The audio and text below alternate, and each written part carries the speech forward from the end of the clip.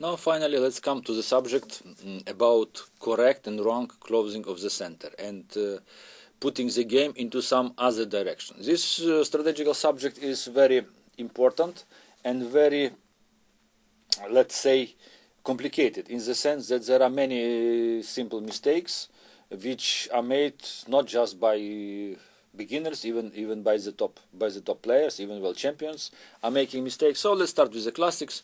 Rubinstein misses. Bishop e7, bishop g5. Some strange move a bit. It's playable, so take. Okay, here there are a few options. One option is, of course, to play dc5. Another option is to play rook c1, which looks to be logical. Knight c3. And here now is the question, what to do, to take with the pawn or to take with the rook. Rubinstein took with the rook, probably better was to take with the pawn. Rook takes and suddenly c4. Suddenly black closes the center. Now black has clear majority on the side, clear majority. And this central white setup is not so powerful, dangerous. Still, I think that the best move would be here e4 immediately. Trying to react if knight takes, and then to play knight goes to e5, something like this. Trying to attack both pawns, and then making weakness of every black pawn, even on c4. But Rubinstein played very self-confident knight e5. Now castle. Here once more, it was necessary to play e4. It's correct. There are two ways how to fight the center. It's attacking from the base, because we call this base, or attack the root. This is root attack. Sometimes tactically root attack works, but as Nimzovich used to teach, that the most effective is always attack on the base, not attack of the root. The root attack is, in many cases, is wrong. So he played b3 and suddenly queen b4. Rook is under attack, queen e2, queen d2, and rook c8. Now what to do? He plays rook d1.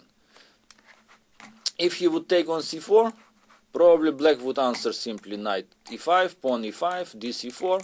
You see, obtaining 3 against 1, fantastic majority, rook d8 on the open file, and how white will proceed. You see, very simple strategy, and very strange mistake of Rubinstein. So Rubinstein played rook d1, trying to avoid it, and now b5. Okay, completely correct, is necessary to support center. Still here, the only chance is to play e4. Now it's necessary to attack the base. You see, even top players, they have some problems with the correct evaluation of the position, because it's necessary immediately to start attack on the central squares, or of course, or to take first. Just a second, sorry. Cancel. Or instead of rook d1, first to try to take on c6. If then rook takes on c6, then to play. Now his threat is pawn takes on c3. It's some kind of problem now. Maybe now rook d1.